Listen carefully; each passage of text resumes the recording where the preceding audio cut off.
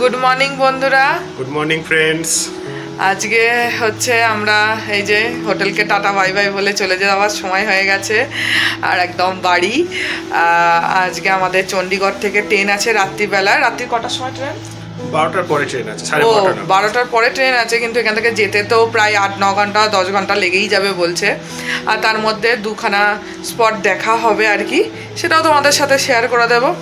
তো একটু তো মন খারাপ হয়েই যাচ্ছে, কিছু করার খারাপ হচ্ছে। হ্যাঁ, একসাথে সবাই মিলে থাকলাম। হ্যাঁ, একসাথে সবাই মিলে থাকলে এতদিন মানে যখনই ঘুরতে গেছি তখন দুজন মিলে যাওয়া হয়েছে, আর এবার তো একসাথে যাওয়া। তো যাই হোক, অনেকটাই মজা হলো।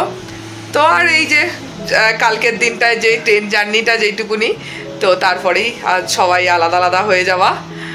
তো যাই হোক, মন খারাপ করলেও তো কিছু করার নেই, নিজের জায়গায় তো ফিরতেই হবে। আর চলো আজকে এই মানে যেইটুকুনি জার্নি সেইটুকুনিও তোমাদের সাথে শেয়ার করে দিই, আশা করি ভালো লাগে। মানালি থেকে যখন পুরোপুরি বাড়ির উদ্দেশ্যে রওনা দিলাম না, সত্যি মনটা কোথাও গিয়ে এত খারাপ হয়ে গেছিল তোমাদের কি বলবো।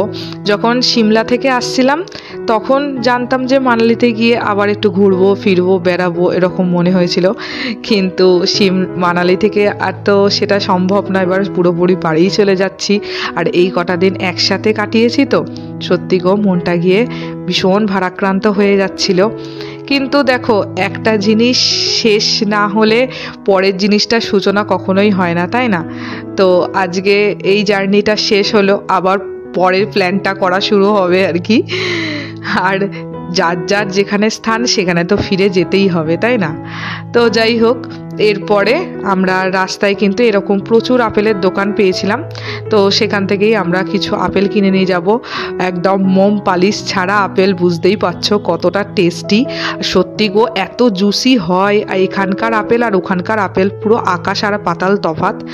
আমরা নিয়েছিলাম, আর অনেক কম দামও ছিল বলতে পারো। এই সবুজ আপেলগুলো 50 টাকা কেজি, আর এমনি লাল আপেলগুলো আর কি প্রায় 80 টাকা 70 টাকার করে দিয়ে দিচ্ছিল। তো আমরা কয়েক কেজি করে আর কি আপেল নিয়েছিলাম। এবারে আমরা চলে এসেছিলাম কুল্লুর একটা শাল ফ্যাক্টরিতে। প্রথমে ভেবেছিলাম কিভাবে প্রোডাক্টটা তৈরি হয় সেটা হয়তো দেখতে পাবো, কিন্তু না, ঢুকে দেখলাম যে এখানে সমস্ত কিছু জিনিসই একদম রেডিমেডভাবেই পাওয়া যায়। ওদের গ্রামের সাইডে এই মানে জিনিসগুলো তৈরি হয়, তারপরে কিন্তু এই ফ্যাক্টরিতে আসে। অনেক রিজনেবল প্রাইসেই কিন্তু এখানে পাওয়া যাচ্ছিল। আমরা মানালির ম্যাল রোড থেকে যে টাকায় কিনেছি, এখানে কিন্তু অনেক কম দামে পাওয়া যাচ্ছিল। এরকম স্টোলগুলো বলো, শাল, সমস্ত কিছুই কিন্তু অনেক কম দামে পাওয়া যাচ্ছিল। ওখানে 200-250 টাকার যে জিনিসগুলো সেখানে কিন্তু এখানে 100-150 টাকার মধ্যেও পাওয়া যাচ্ছিল, আর খুব সুন্দর, অনেকটা বড়। আর এখানে কিন্তু কার্পেট বলো, ব্ল্যাঙ্কেটের প্রচুর স্টক ছিল। আমাদের খুব ভালো লেগেছিল এই ফ্যাক্টরিটা, শুধুমাত্র কেনাকাটা হয়ে গেছিল বলে। আর এই কার্পেটের সাথে কিন্তু একটা কম্বোও ওরা দিচ্ছিল। চলো তোমাদের সাথে একটুখানি শেয়ার করেই দিই। আচ্ছা, এই কার্পেটটা নেবে, এইটা ব্ল্যাঙ্কেটটা দেবে, তাই তো? একটা বেডশিট দেবে।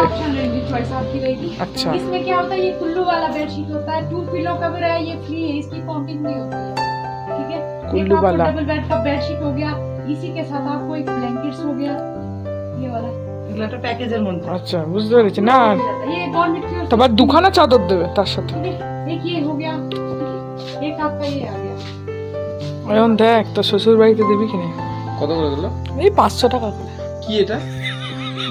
এটা শাশুড়ির চাদর, শাশুড়ির শাড়ি না চাদর? না, শাড়ি।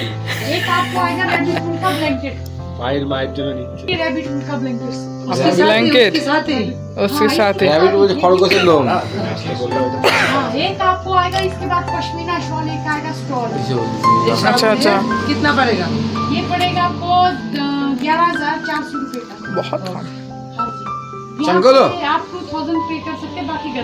তোমরা তো শুনতেই পেলে, কার্পেট, তার সাথে 2টো বেডশিট উইথ পিলো কভার, আর সাথে হচ্ছে 2টো ব্ল্যাঙ্কেট, আর হচ্ছে স্টোল, আর একটা শালও দিত 11,000 টাকায়। তো যাই হোক, কম্বোটা কিন্তু খুব খারাপ ছিল না, ভালোই ছিল। আর এর পাশেই কিন্তু এই রকম ড্রাই ফ্রুটগুলো সমস্ত কিছু পয়জন করা ছিল। তারপরে চায়ের পাতি থেকে আরম্ভ করে ঘি সমস্ত কিছুই আর কি পাওয়া যাচ্ছিলো। এই যে এখানে আপেল পয়জন করে রাখা ছিল, তো এইগুলো দেখাচ্ছিল। তো যাই হোক, আমরা এগুলো তোমাদের সাথে একটুখানি শেয়ার করে দিলাম। আমরা কিন্তু খুব একটা কিছু কেনাকাটা করিনি বলতে পারো। তা ওর পরে আমরা চলে আসলাম মণিকরণে। এটা হচ্ছে একটা গুরুদ্বারা, তো সেখানে চলে এসেছিলাম। আর আমরা দুপুরবেলায় ভেবেছিলাম একটুখানি গুরুদ্বারাতেই আমরা আর কি একটুখানি খেয়ে নেবো লঙ্গরখানা থেকে আর কি, খুব ইচ্ছা ছিল। তো সেটাও পূরণ করেছি, তোমরা দেখতেই পাবে। আর দেখো কতটা বড় এই গুরুদ্বারাটা, আর খুব সুন্দর চারপাশের প্রকৃতিটা, খুব ভালো লেগেছে। আর একটা জিনিস তোমাদের সাথে শেয়ার করছি, দেখো দেখো নদীর জল তো আসছেই, দেখতেই পাচ্ছ। আর ওইদিকে নালা দিয়ে যে জলগুলো পড়ছে সেটা কিন্তু পুরো গরম জল, একদিকে ঠান্ডা জল আর একদিকে গরম জলের মিশ্রণ, মানে খুবই সুন্দর লেগেছে আমার এটা।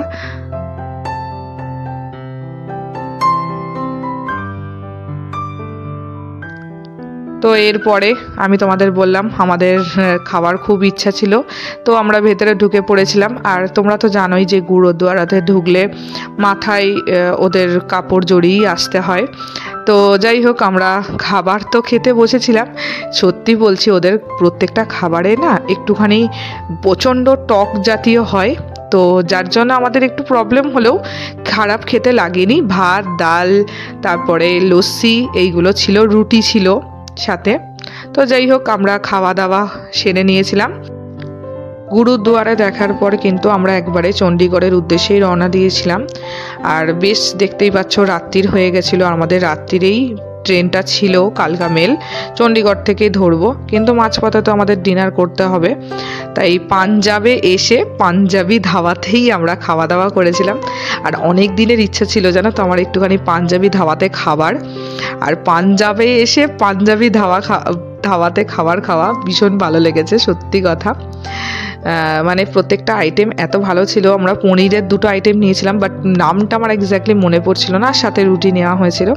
সত্যি গো, ধাবাতে মানে খেয়ে আমার ভীষণ তৃপ্তি হয়েছিল, খুব ভালো লেগেছিল খাবারটা খেয়ে। তো যাই হোক, চলো আবারও স্টেশনে গিয়ে তোমাদের সাথে দেখা হচ্ছে। বন্ধুরা, এখন 1:45 মতন বাজে, আর আমরা এখন চণ্ডীগড় স্টেশনে চলে এসেছি। এই যে কালকা মেল ধরবো। এই জার্নিটাও, কালকের দিনটা তো পুরোটাই ট্রেনে থাকা, তো মজা করতে করতে তো অবশ্যই যাবো। যেইটুকুনি হবে সেইটুকুনি তোমাদের সাথে অবশ্যই শেয়ার করবো। আজকের মতন, এখনকার মতন আপাতত ক্ষেত্রে তোমাদেরকে গুড নাইটই বলে রাখছি। Good night. হ্যাঁ, মাম্মাম এখন কোথায় চলে যাচ্ছে? মাম্মাম শান্তিপুর। না না, আমার সাথে চন্দননগর যাবে। যাবি না? লোকেদের বাড়ি, শুধু লোকেদের বাড়ি। গুড মর্নিং বন্ধুরা, বুঝতেই পারছো মাম্মাম বুড়ির কথা শুনে যে সকাল হয়ে গেছে। আর আমরা কিন্তু সেদিনকে পরোটা আর ঘুগনি দিয়েই কিন্তু ব্রেকফাস্টটা সেরে নিয়েছিলাম। আর একসাথে বলতে পারো এই রকম মানে কারোরই এরকম এক্সপিরিয়েন্স ছিল না যে পুরো সারাটা দিন ট্রেনের মধ্যে একটা দিন কাটানো।